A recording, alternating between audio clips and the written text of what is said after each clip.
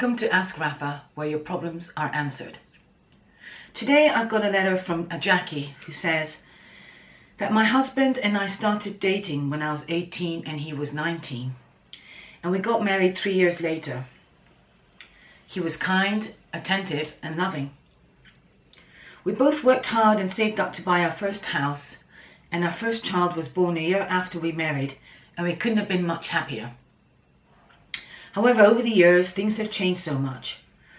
Our relationship is volatile, never violent, but we've always made up.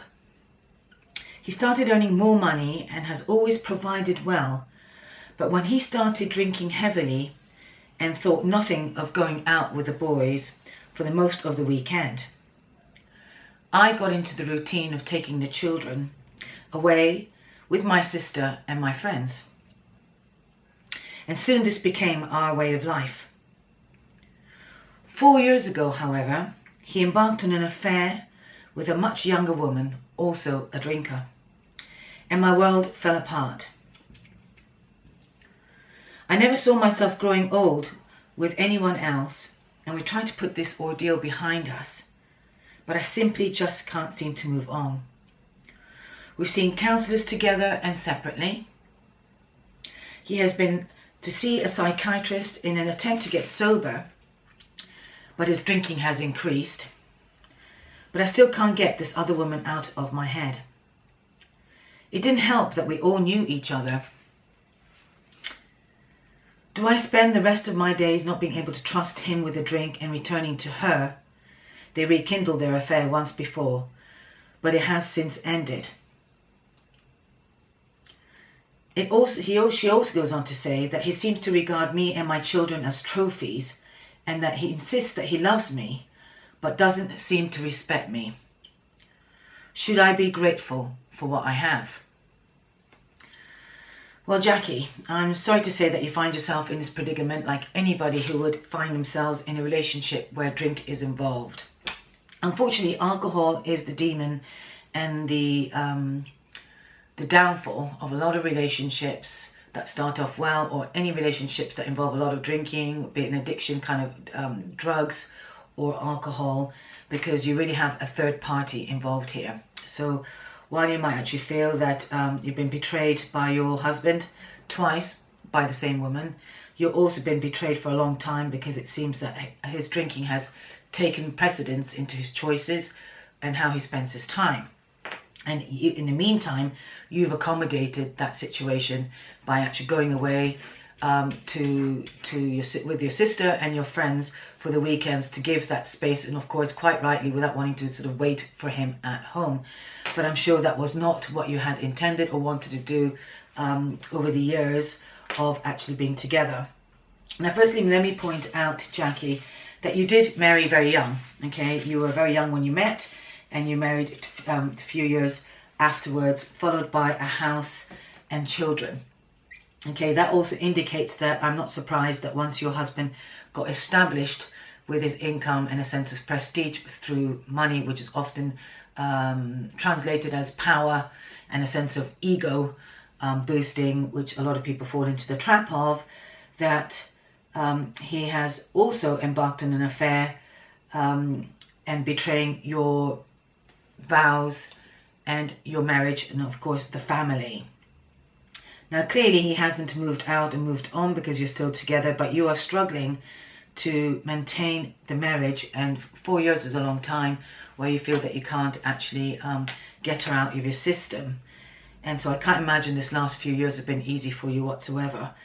And to live in fear and to live in emotional betrayal and heartbreak is not the way for any friendship certainly, and of course any relationship and marriage to actually thrive. So in some way I really feel that you ask, should I be grateful for what I have? Now, I feel like you're settling by when you say you should be grateful for what you have. I do understand that you feel that you've been provided for, and he has provided for the family, but your emotional well-being is most important.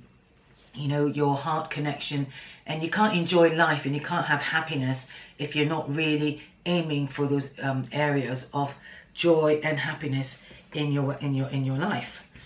So let me bring something to light here for you. Okay, it's really important, and for those who have been maybe watching the earlier series, this is series 7 of Ask Rafah. But what I always do, and the point of these vlogs are for me to be able to introduce to you the benefits of working more on an energetic system, the chakra system, which is a map, a template that we all have inside ourselves that actually start from the crown, that work all the way through to the root chakra. Here I've got a diagram in front of me which I'll just quickly illustrate. The crown chakra tends to be at the top here over on the head. Okay, there are several other chakras which you won't go to. I'm only interested in the 7 major chakras.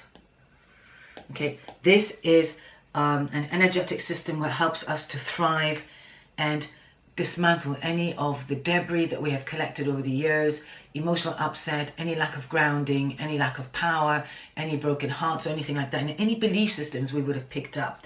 So just starting from the top there, and then we've got the third eye, which is the indigo, okay, here on the third eye point between the brows. Now we have here the throat chakra, which is often signified as a blue sphere.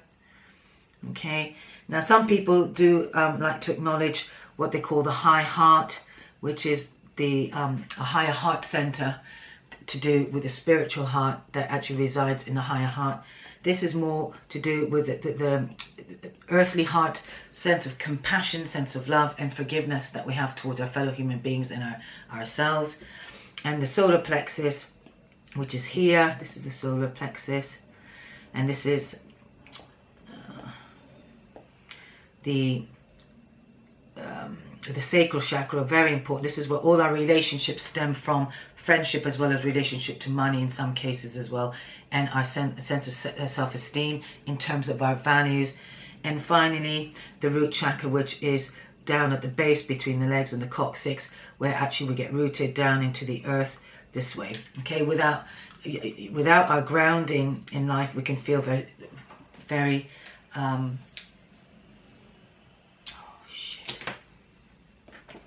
So I just got interrupted and my screen had to be split, so I'll come back to you in a minute.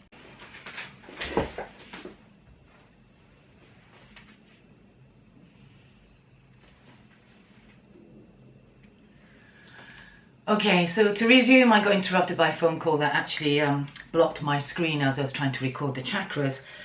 So resuming what I was saying about the chakras, I think we got to the point that when I said that this is our tribal grounding. It is very important for us to be earthed. Okay, in the age of technology and a lot of being on the our tablets and smartphones and TV and everything else, most people are far from being earthed and are unable to actually make proper decisions, or get very confused now because our mind is so chaotically being overcharged.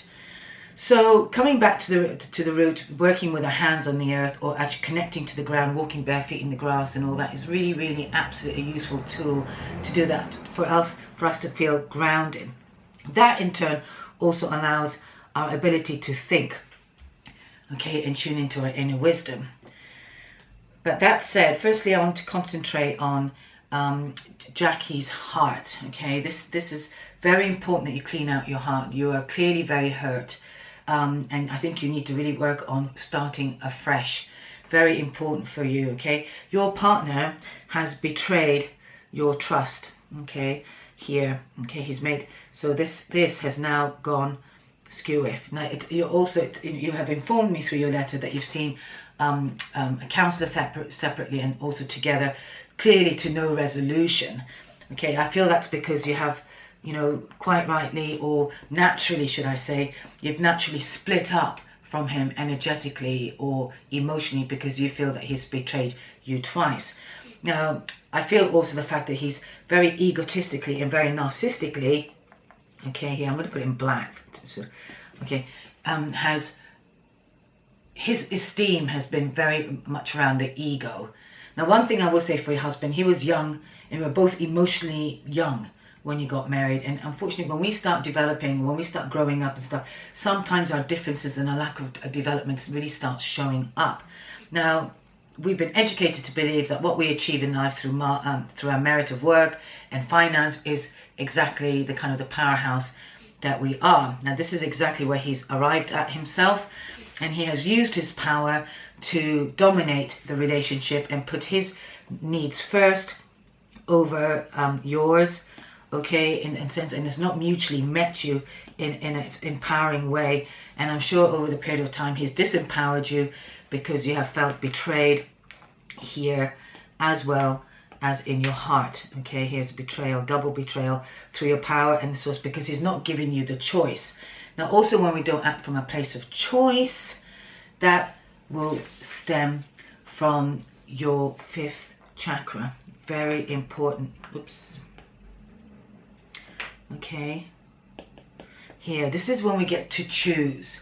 You know, a lot of relationships end up I won't say cementing themselves, but fusing themselves so much that typically I find that the women hand over the power, okay, and the man becomes more the powerful one in terms of, you know, making the choices, dominating when they can come and go, who can, you know, all kinds of things. You know, you're the ones at home nurturing, which is our natural sort of role that's been handed over to us. But that said, okay, you've lost the power of choice here, and now you're feeling stuck, which is not exactly where you want to be. Now, I'm not saying that the relationship has come to an end, although it feels that you have tried and done all that you can, and you've been unable to move. You know, through it. But what I do believe, okay, is that the working with the chakras can really help. Now, my first recommendation is you heal your heart. Okay, you get back to feeling good about yourself and your heart, and you have to forgive him. You have to forgive the other woman, and you have to forgive him, because there's nothing that you can do to change what's happened. But the one thing you can change is how you feel about it, and you're getting yourself back to yourself. That is very important. All right, and you just cleanse your heart and you strengthen it. You can start enjoying life again. And trust me that you will, by working with this in terms of visualization, sounds, and some mantras that will help to reprogram and reframe your experience and reframe your hurt. Okay, we'll kind of transform it. The second one is the central power here, your solar plexus, which is also very important for me. And that is you having to raise your bar. That's very important, because your main question at the end is, should I be grateful for what I have? I think you've really lowered your bar, and I'm not surprised. You've been betrayed twice, and I feel that any woman who's been betrayed with in terms of an affair, or even the other way around, the first thing that will knock you is your self-esteem. Okay, no question about that. You would feel inadequate. You'd feel you probably compared yourself to her, and you'd probably be wondering and doing your head in about why has it gone for her and why not me? What's happened? And what did I do wrong? And blah blah blah blah blah blah blah blah blah. And that has completely knocked your self-esteem. Okay. So that would be my next recommendation. Okay. And then the other one is, because you also seem to have lost a sense of value for yourself and actually what's important, because we change. You know, you guys have made your promises when you were young, and you have gone on, I'm sure, at least 10 years into this marriage now. I would say, you don't say how old you are, but I'm going to assume that you're in your 30s at least. Okay, and now this is your place of values. Now you have to rewrite what is important to you. You know, trust is important to you. Respect, which clearly he hasn't given you, that is one of your values. And or what it may be, you need to write what is important that somebody can trust, somebody can value. You value family time. You value spending weekends together. These are all important, and the values that are important for individually for whoever we are. Okay, so what you need to do is you write them, and what happens is when you state your values clear, you can then make a stand for what it is, and you can see more clearly where you're getting your needs met or not. Okay, this for everyone is a really good barometer. Okay, if you're into really healthy and all that, and some person you start going out with is a complete junkie, or you know, smokes a lot and goes out a lot and gets pissed and stuff like that, you're pretty not going to start clashing a bit, you know, because you're going to, while you might sort of think, oh well, that's not really that important, the truth is, if it's an important factor for you, it is going to come up over and over again in a relationship, and you're going to clash over it. All right, so it is really important that we get clear on our values. Do you want to live in the countryside? Do you want to live in the city? Do you want to, all these things you stem up. I don't know why people find it very difficult to be clear about their value system, what's important for them in relationships before they embark in a relationship or a marriage. All right, you'll do that on a job. You'll know exactly what you want, how much you want to make, what kind of holiday pay you get, what kind of holiday time you get, what are your benefits, and what's expected of your work and stuff. And why people don't put that same sort of thinking into a relationship is beyond me. But it does really help to set the template, at least for a whole idea for a successful relationship for you. Okay. Now my final recommendation here also would be, well, there's two, but I feel that it would be the throat chakra here, because I think you've got to make a choice now. Okay, and you've got to make sure that you choose for you, and not because somebody else is telling you that, like in his case, he's dominated the choice here because he's insisted on, having his time, his affair, everything else, and now you get to choose. Okay, and this is where you're stuck. You've lost your power here. Very important. You've lost your power, so it's really important that you choose what you want to do. But the other thing I also really feel that is very important is you need to get out of denial, Jackie. All right, for some reason I think you're so rigid in your thinking, and people, we do that. We hold on to our old vows and our own dreams, and it gets shattered sometimes, and I can't tell you how sorry I am that it has been shattered. But you now have to look at the situation realistically and see very clearly what it is that you need to do without living in denial. Do not deny yourself of what you want, what you desire, and what the truth is. Okay, the truth is very important, and this is where our truth comes from, if you like, from, I'm just going to do some nice yellow here, from the divine, where we are always given the energy from above, from source energy, and that comes through our body. Okay, now these chakras can get contaminated, and all the chakras are actually sort of involved here, but for the purposes of my Vimeo, which is at the description box below, there you will find the meditation. And for anybody who's experiencing a sense of betrayal, wants to leave a marriage or relationship but finds it hard, but the first and foremost you must do is heal and work with yourself. Okay, strengthen yourself. That's all you've got, and that's all you'll ever have, that you can count on yourself. Very important. Okay, so again, I recommend the healing of the heart chakra, the solar plexus, the sacral chakra, and I would go for the choice. Okay, and also of course this, but for the purposes of, I tend to stick to 4 chakras, otherwise the videos become very long. But by all means, you can work on all of them, and there are plenty of YouTube channels that do chakra work, chakra healing, chakra sounds. By all means, tune into them and use those as well as tools for you to strengthen your chakras. So I really hope this has helped in some way. Is there anything else I want to ask you to think about? No. So I would ask you, you'll need to basically to re-image and reframe your feelings towards a relationship, and most importantly towards yourself. And I would say you have nothing to be grateful for about. You are in a marriage, and this is what a partnership is about, that you both fulfill each other end of your being together. Clearly you've raised the children, you spent a lot of time doing that while he's brought the income in, but he's also betrayed and broken the code of your marriage, and you now have to pick up the pieces for yourself and get yourself back to yourself. Very important. And this is anyone who is in a relationship with anybody who has a drinking issue or a third party issue, anything. Sometimes people are addicted to work as well, and you don't see your partners because they're always at work. These are all issues that where people are hiding. Most of those issues as well stem from our childhood, and we tend to play it out as being children in adults' suits, and then there's lots of problems. I mean, the fact you've had lots of volatile relating as well says a lot, that your inner child has been running you both.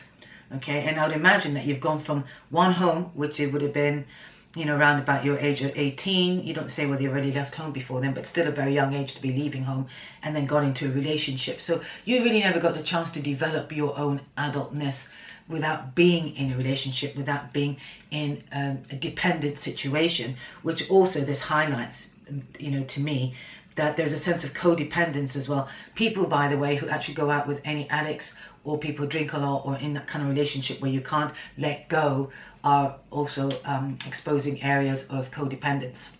A very good book I recommend is Codependent No More by Melody Beattie. She's great, and this is for anybody who has a tendency to hold on and in fact are afraid of leaving relationships that are unhealthy, okay, because normally there are other things running the show. So I really hope this has helped you. I would say get yourself sorted out first. I would say my second recommendation is to sort of say that perhaps you really do want to consider letting go of the relationship, but certainly letting go of the mental trauma that you keep on putting yourself through regarding the other woman. It has happened, and you can't trust him, and I don't blame you. It's happened twice, and you know, they do say leopards don't change their spots, so there's always that. And I would basically trust yourself, because I know that you know what you need to do, but perhaps the fear is stopping you from moving forward. But I really recommend get yourself strengthened up first, and before you know it, you'd able to leave the relationship, or at least stand on your 2 feet and make the declaration that you are worth the value of being treated with respect, treated with regard, and being loved utmostly. So thanks for watching, and I hope you got something from this. And if for anybody else who wants to write to me, do write to Ask Rafah at rafahsaba.com, and you can write me your problems, and the first letter I get via email or through the contact page there, I will actually answer your question. And for those who are not used to the format here, I also do a card spread for the problem at hand, which will also highlight any insights related to maybe what I've already expressed, or also give some other counsel around the situation at hand. So you'll find that also on Vimeo as an extended reading, and the meditation and for strengthening and tuning up your life energy centers. Until next week, once more time, thanks for watching, and I will see you next week. Bye for now. Bye.